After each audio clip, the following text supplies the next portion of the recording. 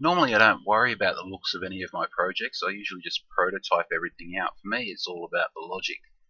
I like programming. So on the flip side of that, I normally don't finish projects. I usually get the logic in and then move on to something else. So I don't really finish or polish anything off.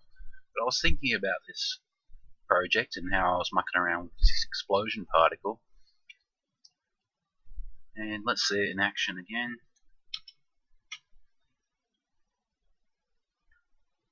So yeah, it's kind of alright, but I think I could do a little bit better than that. So, I mean, I do like this project and where it's going, so I might spend a little bit of time mucking around with this explosion blast effect.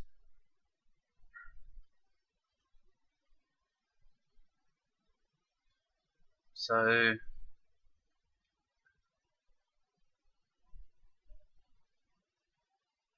what I might also do is I might even just get rid of that image, because that was just my stand-in, because everything's always a stand-in. And I might just use a particle effect, which means I need to make a particle effect for the actual bomb explosion. So what I'm going to do is alright, we're using the same one, so I can just rename this bomb explosion. And where the bomb gets set off, I'll instantiate this particle effect. So I've got rid of the graphic. What I need to do is expand this ellipse so it's fully circular. So at the center of the bomb we should get a good round effect. Okay, so I've modified that, but this is going to be a new prefab, so I'll drag that in to prefabs. So I have a bomb explosion now, and on the explosion I will disable that one too for now. Alright, let's go back to the scene. See what that looks like now that I've made changes. Just the particle effect. Okay, possibly a little bit weak. So the explosion particle, what can I do to turn that up a little bit? I'll put it up to 0.3 on the Y.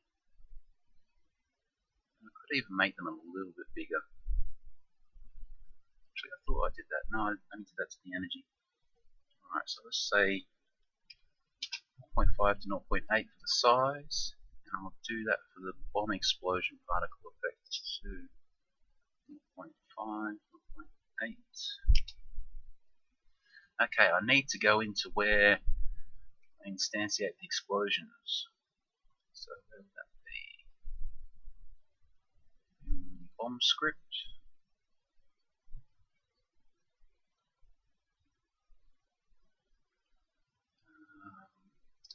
I was adding the bomb array position here, so I need to create a new variable to hold the prefab, the bomb explosion.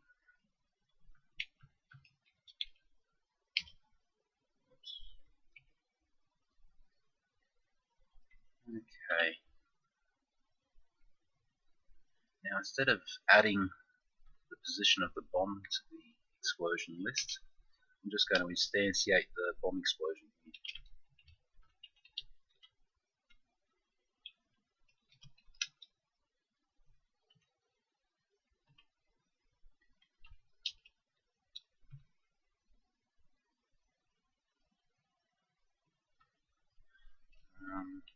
I need to instantiate it at the position of the bomb.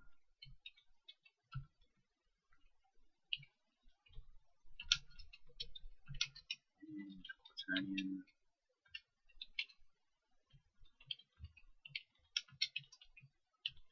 Okay, so let's see if we get a better rounded effect at the center of the bomb.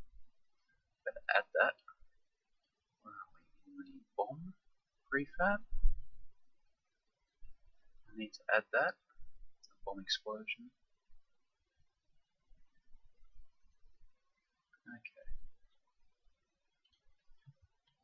That should look a little bit nicer at the center. Okay, but oh, the image somehow stayed rendered. Last graphic. Okay. I thought I disabled that.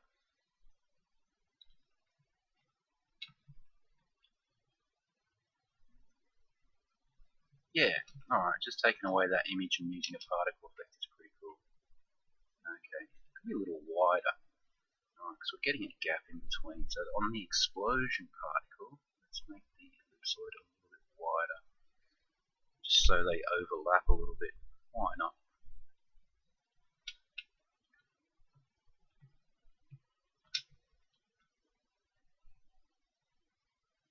Yeah, okay, that's looking pretty good.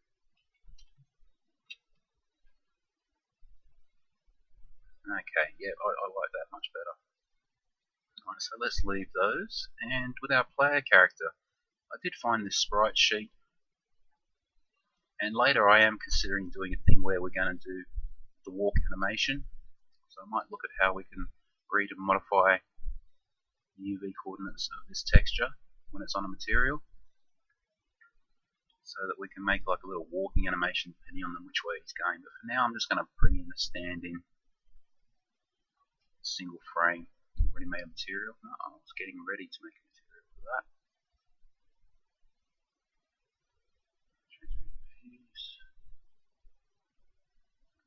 Pull him up. So we need to create an object for that. Now it's just a graphic, so this is the player graphic, and I don't want the collider, as I forgot one of the other times. Okay, it's just a graphic. Let's get my dude out. Now, yeah, he's forwards facing the other way, so let's rotate him 180. Bring him forward, and let's scale him in a little bit.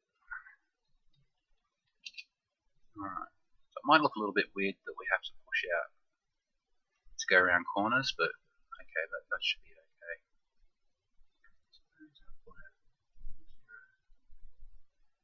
Sitting in front, because it's a full square. Okay, let's scale that, 0.01, that's what I was expecting, and then push it forward.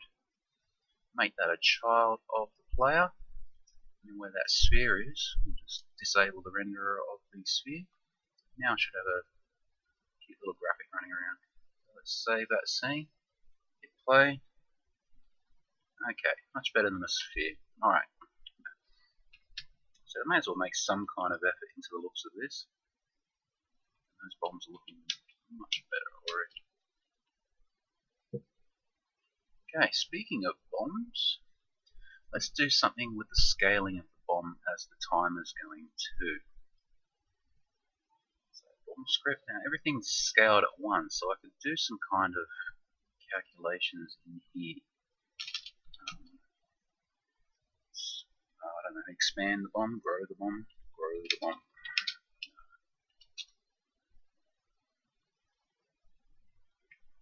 Yeah, scale. Scale the bomb. Okay, so we're going to be doing this once every update. Normally I'm an advocate for caching the transform, but we're not calling transform anywhere else. It's only happening once per frame, so I can't see it being a big drain on the computer. So let's just go transform local scale equals vector 3. Actually, let's see if we can be a bit clever about this. Vector 3.1. Now you've seen vector 3.0, so vector 3.1 will return a vector of 1, 1, 1. And let's multiply that by. So the timer's going up from 0 to 3 seconds. So we could even use that. We could say 0.7. So it starts at 0.7 and then scale it up to the 3. So let's do that. Let's just say 0.7 plus whatever the timer is. So it should grow from 0.7 to 1 before it explodes. Let's check that out.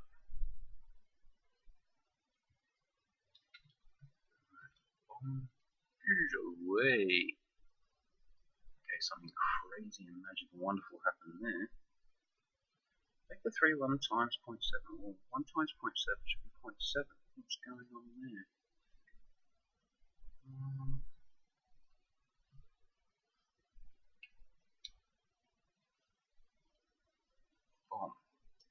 Local scale. Why is it going up so much?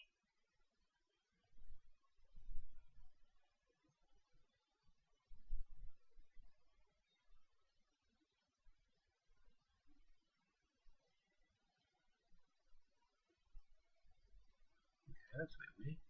Choose from local scale equals.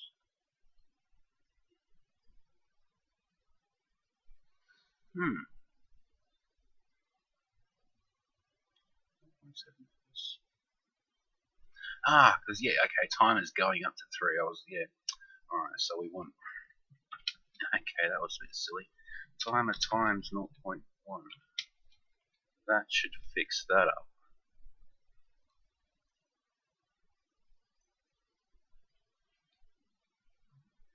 So no. Okay, well yeah. Okay, that's kind of working. Definitely see that it's going to explode. The trouble is when it's instantiated at the wrong scale. So let's go to the player script because you can definitely see it there. So instantiate bomb object. So bomb. Set the starting scale. So bomb dot transform dot local scale equals same thing, vector 3.1 times 0.7, because that's, I'm using all these hard-coded values which you shouldn't really do.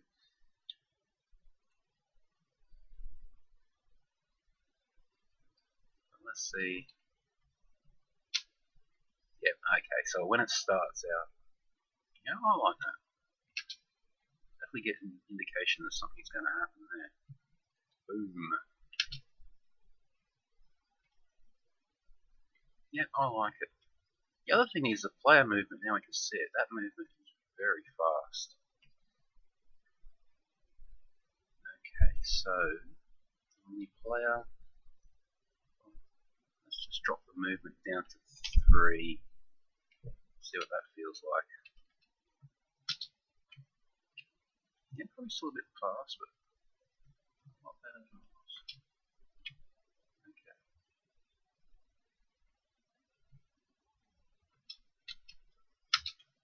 Oops.